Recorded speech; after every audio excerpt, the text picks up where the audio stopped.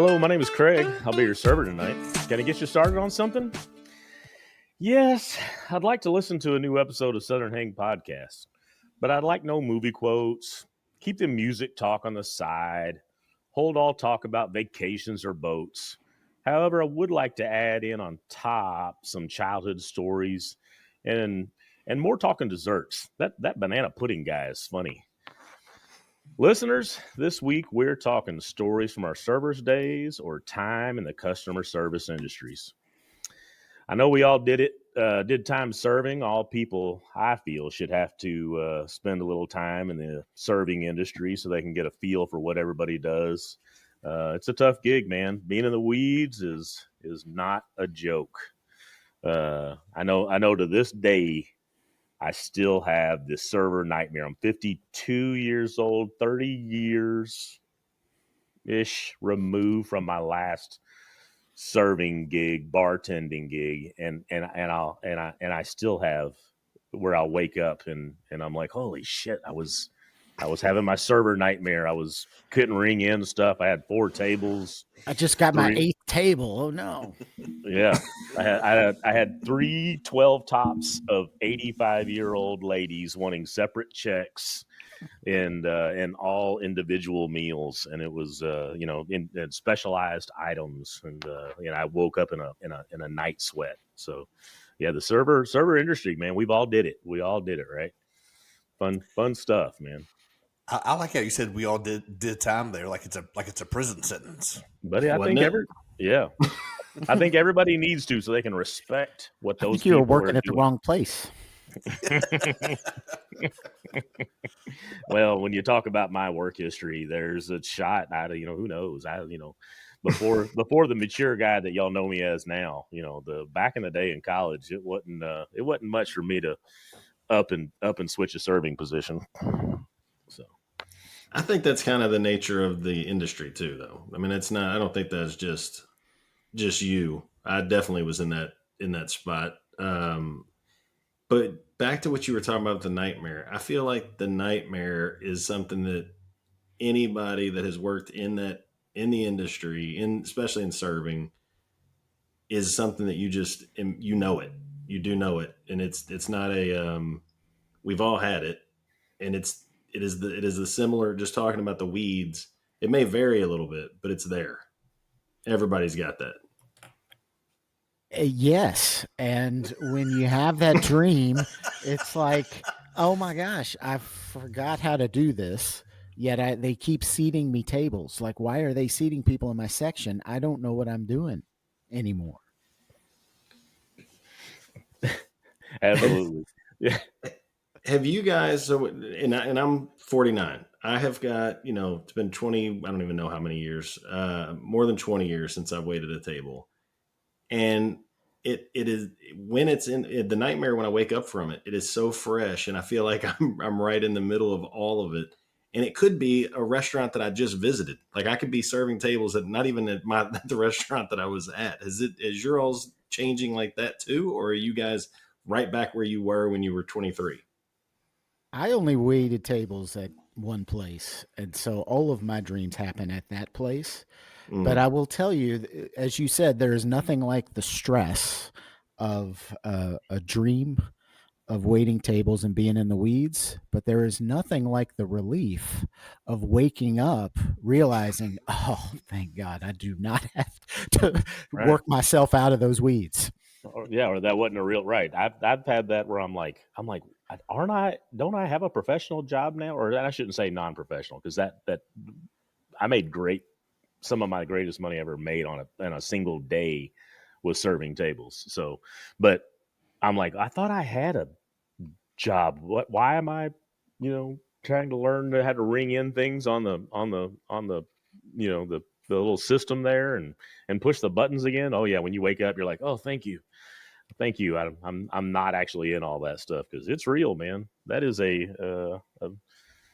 apparently it sticks with you for years, because it's been a long time since I've been in the industry, and it's still there. Waking up, frightened. Yeah. It's funny. So we're all old, right? And Neil, you referenced that you worked at one place. We worked there together for a couple summers. they didn't have the fancy system, right? This was a little family-owned operation at the time, and I want to say like the computer system was like MS DOS, right? So they had the keyboard and with like little paper cutouts of what it was, so chicken fingers or a cup of chowder, or if you knew the code, you could just type it in. 102 cup of chowder, 103 bowl of chowder, 401 iced tea. I still remember that shit to this day. Yeah, 406 coffee. Damn, that's some ancient stuff, man. Yeah. I wonder how much stuff has just not been able to put into your all's head because that shit is in your head. Oh, it's living there. Just the storage, Mm-hmm. the storage space is just not. What is missing? You know, the other thing that has stuck with me is the way that I carry like a box. Like if I'm moving and I go to carry a box, I carry it like a tray. And all my kids are like, Dad, why the hell are you carrying a box like that? And I'm like, well, that's how you carry stuff. I thought you were going to say showing three off or glasses. something.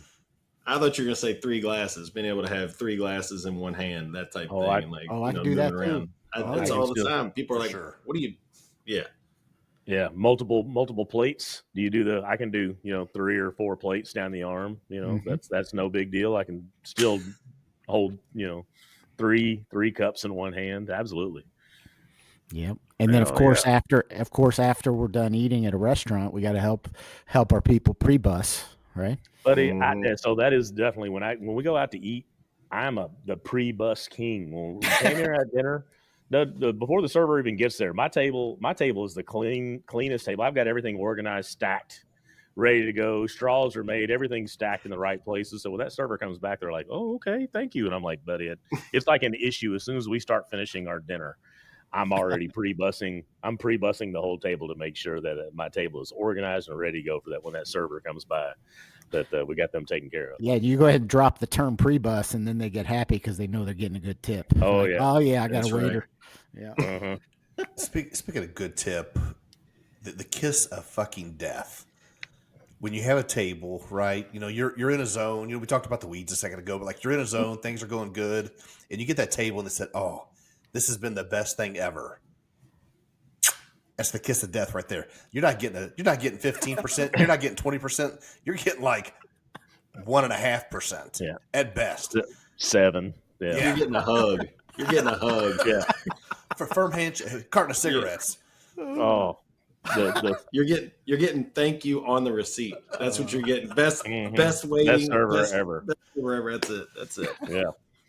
The Sunday afternoon crowd. Oh, how did I get this shift again? Oh shit. Like, oh man, nicest people of all time. Here is 6%. Oh, Well, at Captain's Quarters Sunday afternoon, man, it was party time. well, yeah, that was a different feel for y'all. Everybody was starting to drink. That was more of a brunch into the afternoon. Yeah, the mimosas and Bloody Mary crowd, right? Mm-hmm. Yeah, Cotton and I were over at O'Charlie's. That's not the Right. same. Not the Soup same and salad. Sunday crowd. It was Not not the the same. same. On the south end too, Okolona. Out. Just not the same. I did a little time at Buckhead during the winter, and it is a completely different vibe than working at Captain's Quarters. You were at Buckhead?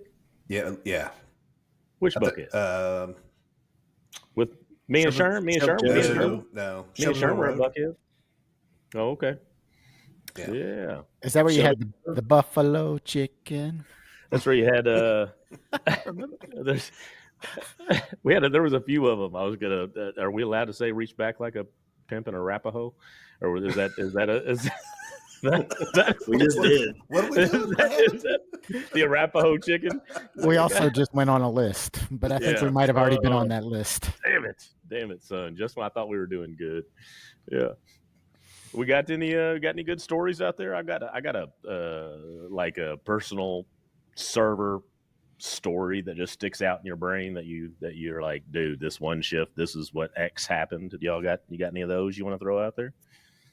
I've got a particular story. I can throw it out there. I can show you. Are we going internal stories or like external stories? Like with customers or like internal Be all the shenanigans? above. D all the above, because I've got a chicken wing dance with Corfage at Bluegrass Brewing Company. That was great, and I wasn't planning on talking about that one, but that was backstage. We had the 25-cent chicken wings on Wednesday night, I want to say, and then if there were leftovers when it was time that the special was over with, me and Corf would be in the back with whatever leftover wings, and we'd be like chicken wing dance. We'd all be pumped up because we got free chicken wings, but that wasn't my story I was going to go into.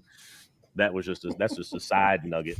That was the appetizer. That was the appetizer. Bring it.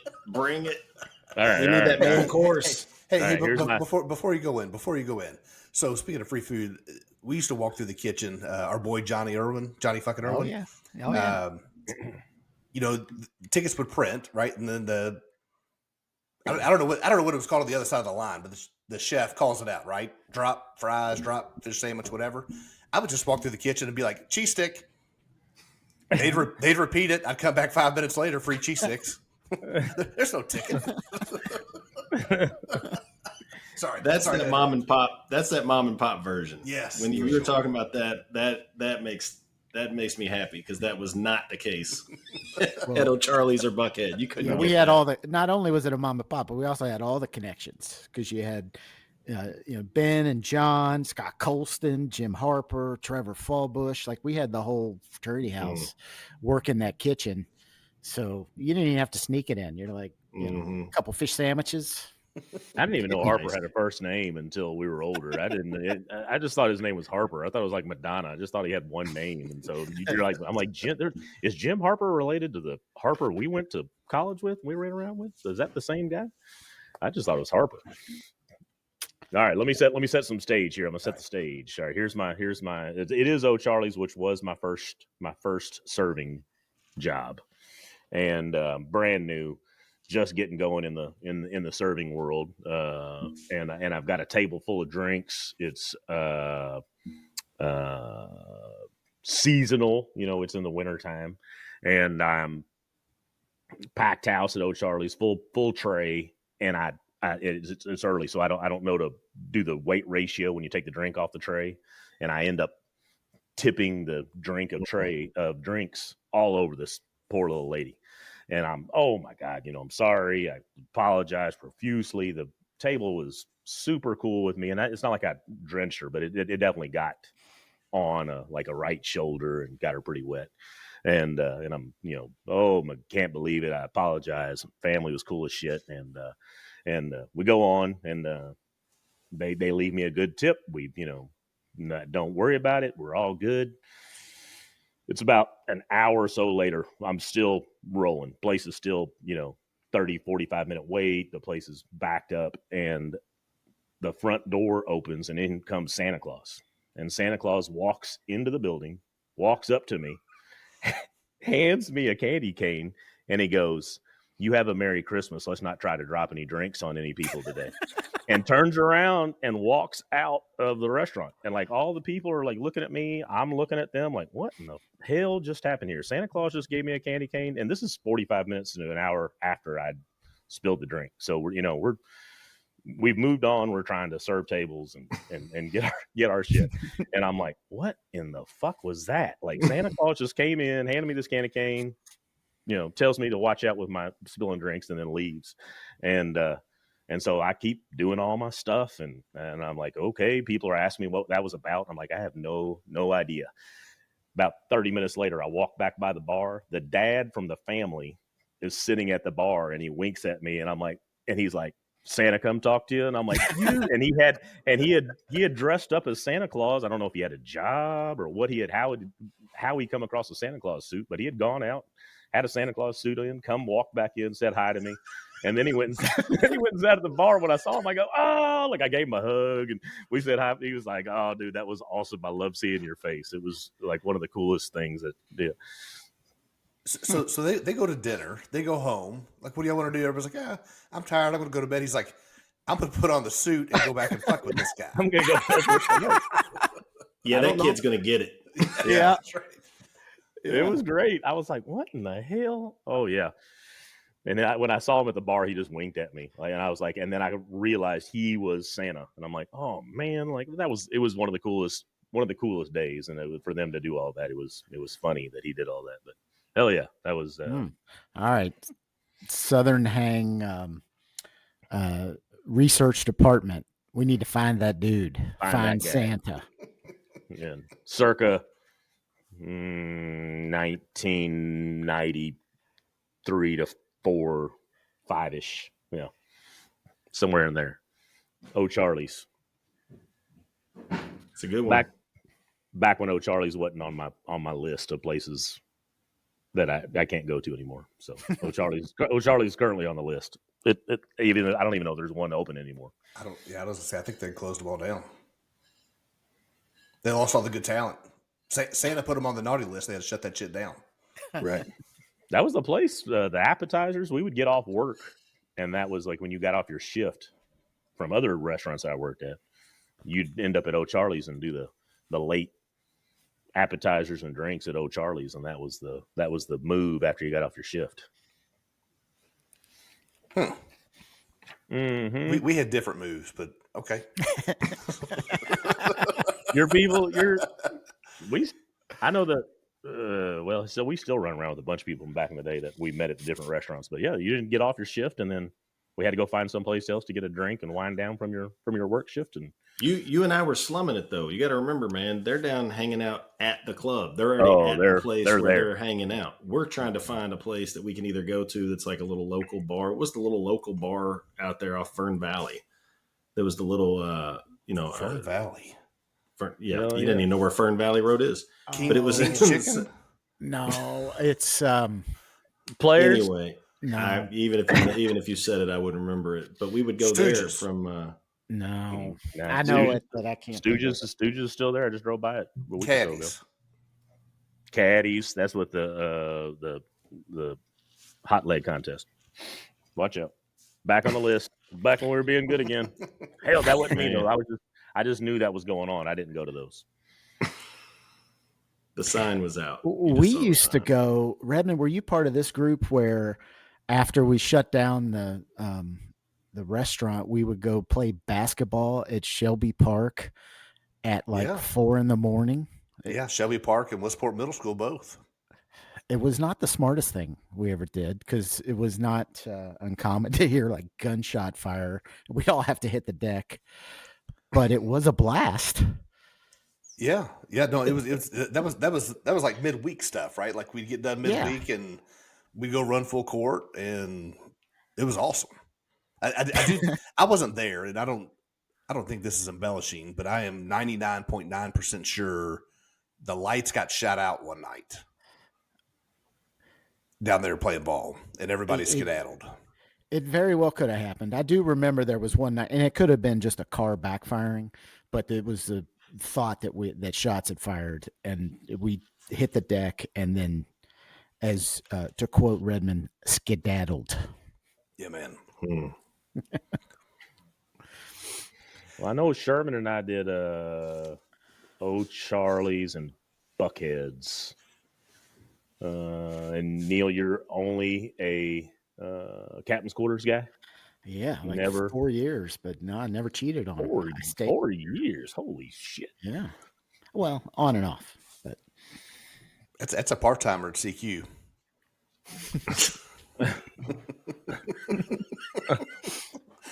I also did the brewery and the Thunderdome, which is completely different. Yeah. Completely different world. With the musicians and the bands coming through at the Thunderdome, and then the that's bar backing and bartender. Yeah.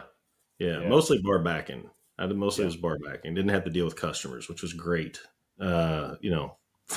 Phenomenal. But like a lot of heavy lifting. I've got a bad back now, and I'm blaming it all on the 2 years that I bar backed with Beam. But he actually bartended and had he did several. I don't know how long he was there, but he was there for a while bartending. There were some great shows that came through Thunder. Oh yeah, Push down absolutely. Three doors. I feel like I doors saw down. 7 Mary 3. I think that's right. I saw Three doors Samples. Yeah. Unfortunately, the Thunderdome was legendary. That was a great freaking bar. mhm. Not when they busted it up and turned it into the like luau joint and Bar Louie or whatever it turned into. That Mhm. it wasn't as cool. When it was Thunderdome, it was classic old school bar. That place was badass. I've been to the bartending. I did bartending at Bluegrass Brewing Company, Texas Roadhouse. And that's a side note. That's where my bride and I met, was at Texas Roadhouse. And now I'm, that's what I've been doing for 17 years in the construction business. So I always like that story. But that's where she and I met. That was a cool thing.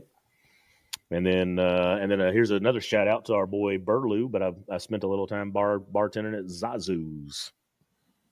I bartended there as well. Not very well, but I did bartend there. I attended the bar at Zazu. I feel like he used to like double dip the wings or something. Like he had a thing where he would. Yeah, he did. Oh man, that probably wasn't fun to clean up, but that tasted good. No, they're phenomenal though. That was that's part of the thing I think when you work in the industry is getting food that is not on the menu.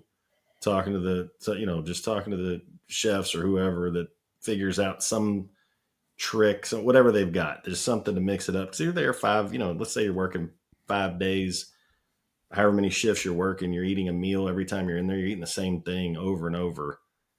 And then you get somebody that just throws you something that's just crazy, whatever it is. And it's like, yeah, I made this up. You just try it out. And it's, even if it's double dipped wings instead of just wings, it's just something to mix it up, man. It's awesome. I like that we had like 3 or 4 of us living in a house, multiple houses that I lived in with multiple fellas that were in the business. But we would all bring food home from where we worked at, and then trade with the other guys because they were coming home from someplace. You were like so tired of where you were eating at, name wherever restaurant. But then Pervez would be at Italian. He'd always come home with Italian food. Robbie'd come home from wherever and he'd have, something different. And then we were like, oh, sweet, we used switch to up. I was gonna say we used to call Corf Diesel when he was down at KT's. Be like, hey, when you come home, you need to bring some of that queso with you. Oh yeah, make it so. You were talking about tables, Craig, and pre-bussing, right? So like everybody knew that, or the server probably knows that you're in the industry, right? So there's some etiquette to having to going out to eat. And I don't know the family's name, but this is a long time ago, obviously. This is back when they had smoking sections right in a restaurant. Not that they were partitioned in any way, shape, or form. It was like non-smoking on the left and smoking on the right. But at any rate, it was Christmas Eve, and we closed at 5:30. The table showed up at fucking 5:25. Like the kitchen's already got everything, they're cleaning up back there. In walks a family of like 5 or 6. And I was like, it's 5:25. We close in 5 minutes. No, we don't. We close at 6:45 when they get done with their Christmas dinner. It was the worst table ever. I can't remember if they tipped good or not. I was too mad to even see. I was too mad to count the money. Sorry. But you working? Do you need some more time on that one? Well, I've got a therapy session tomorrow to finish talking to my therapist about that table. It still bothers me to this day. Clearly. Yeah, man. You've been here 4 hours. You go home. Yeah. You scared my wife. You don't eat no more. I think those are one of the worst situations, and I'm very mindful of that now going out. If it is within 30 minutes of the closing time, we ain't going. Like I'm just not going. I'm not doing it. Right. And it just is not fair to the people that are there. To your point of especially on Christmas Eve. I mean, come on. Yeah. That would bother me. It'd still sit with me too. Yeah. Well, because that kitchen was already cleaned. They already got the power hose out. They did everything they got to do. Everything was done except turning the deadbolt. That was the only thing that wasn't done. Christmas fucking Eve. Sorry, I'll let it go. No, it's coming back. It's coming back. It's coming back. Well, I've got a story. It's a part 2 of something that I told on a previous podcast. I think it might have been our Derby episode. And I was talking about how, we actually went to the Derby one year, but then still had to work. And so we had our fun at the Derby and then had to go and work at captain's quarters. Oh. The other part of that story, the part I forgot, and this is like the great opportunity to hit this part of the story that I didn't hit on that episode, which is I remember showing up to work. It's probably like a 5 o'clock shift or something. And at captain's quarters, they got the outdoor restaurant and then they got the indoor place. And our fraternity brother, Tim Carrico, remember Tim?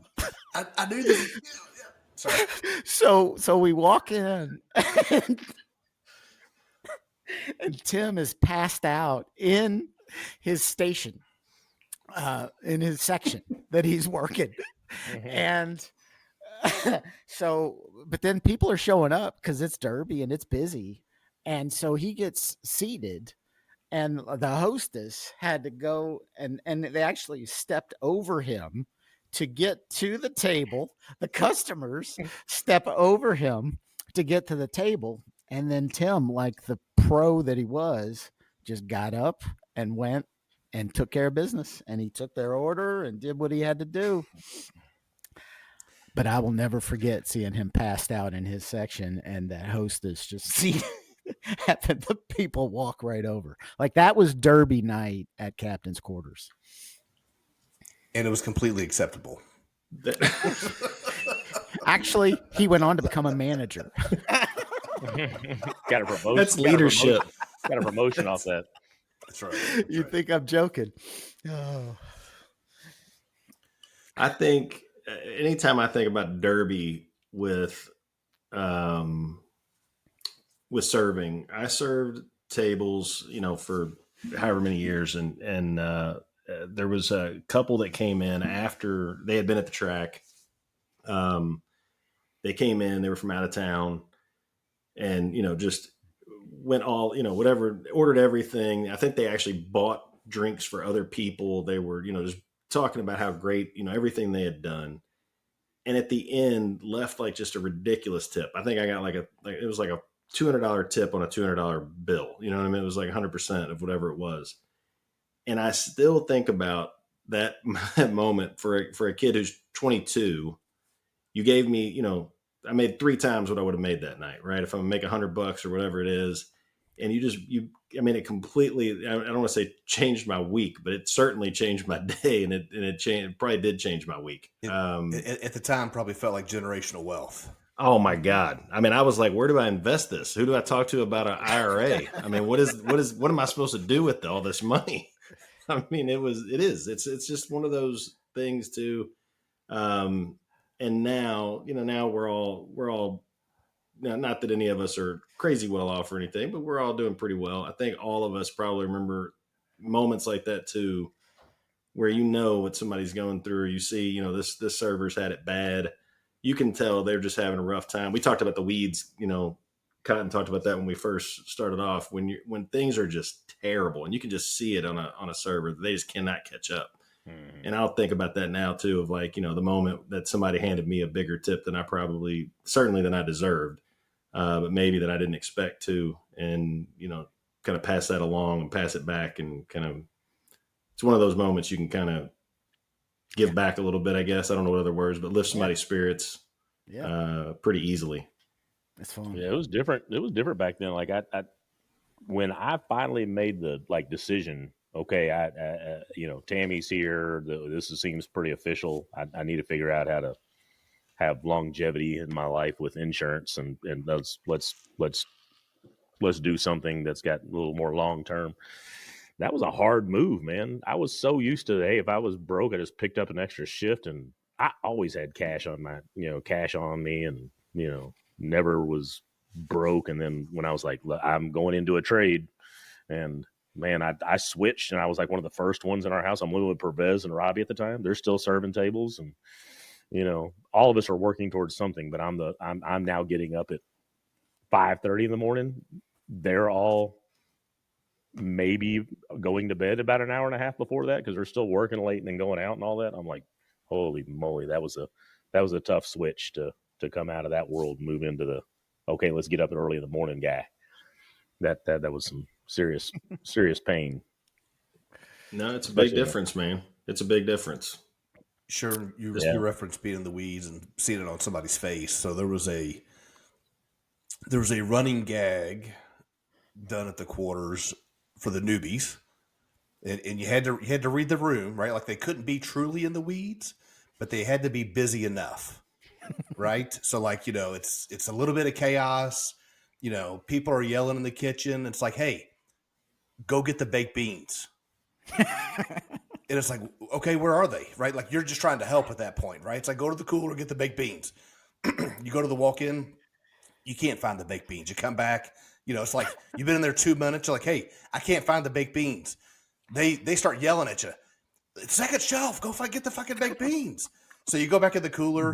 There's still no baked beans, right? Like you can't find them. You're like, hey, is this what you're calling baked beans? I don't even know what this is. And finally, like, after 5 minutes, the head chef's, he's had enough. He's like, we don't have baked beans, you jackass. Like, look at your menu. There's no baked beans in this restaurant. So now not only have you been busy and you're on the borderline of being in the weeds, now you're truly just, sucking hind tit trying to figure things out. So running gag. The worst thing at CQ when you were the one thing you were guaranteed to go in the weeds after if somebody would order a Lodge Sundae. Oh, no doubt.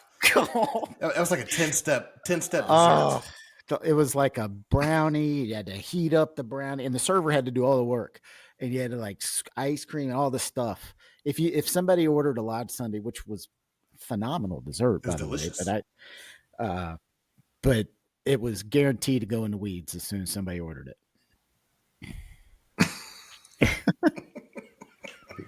A Lodge Sunday. Yep, it's etched in my brain. What was the number of that one? Yeah. Do you guys remember the number of that one? No, I got it was. nothing on that.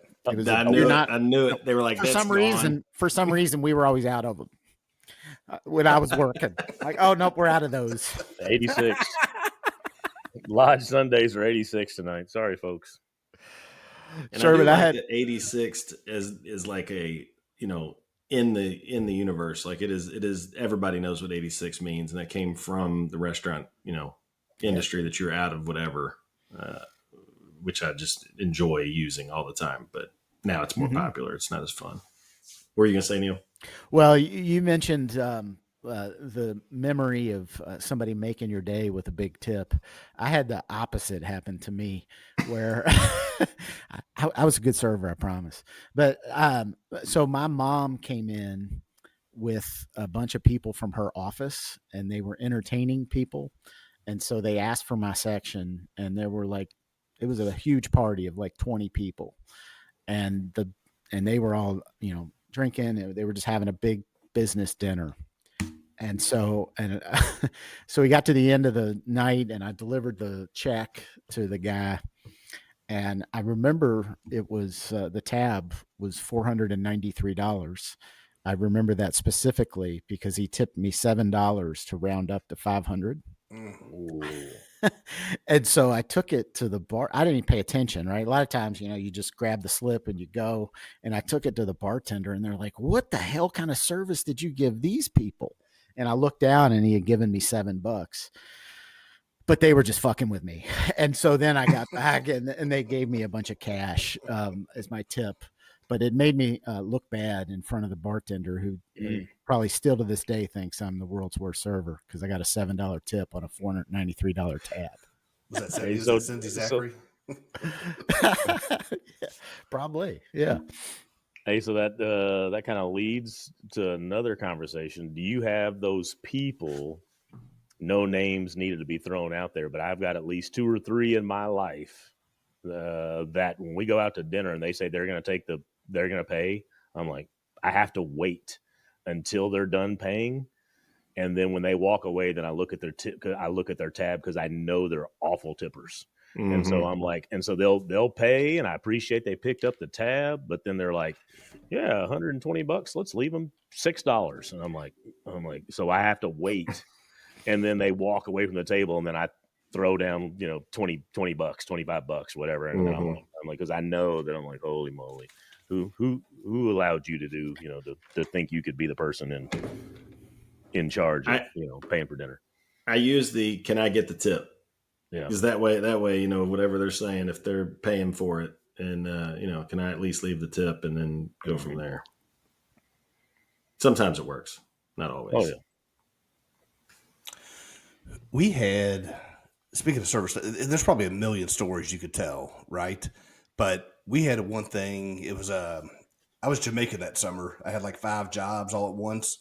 I was working like at the Alumni Association during the day, and then I was working for Edie's Great Ice Cream, and then Captain's Quarters, and I feel like I had another one. But at Edie's, you could go once a month to the warehouse, and if like the sleeve of 6 broke up, you were able to take it, right? So Ben and Jerry's ice cream came in a pack of 8. If it broke, you could take one. So I would do that, right? Do my shift, and then go to Captain's Quarters to put all the ice cream into the freezer. And then we had the Cool Kids Club. So after the shift was over, our boy Jason Vaughn was bartending that summer. We'd bring the ice cream up and be like, okay, we've got English Toffee Crunch. What goes good with this? And it was like rattlesnakes. So we made alcoholic milkshakes. It was phenomenal. And everybody would line up, like 10 of us at the bar. He's back there. Let's try this. Oh, phenomenal. And then every now and then, we didn't do so good, but it was an awesome summer, man. Is that where the mudslides came from? You're the inventor of a mudslide. I don't know if we invented them, but we might have perfected a thing or two. That's for sure. Yeah. The frozen alcohol drinks are good. Yeah, man. Hell yeah. Those walked so the espresso martinis could run. Oh yeah, the espresso martini. See, that was Beam and I would bar backing would talk to the bartenders about leaving us, drinks in the freezer, so then we could go in. Nobody else is in there, so we'd go in. That was an easy place to be drinking. We were drinking at 2:00 before it is.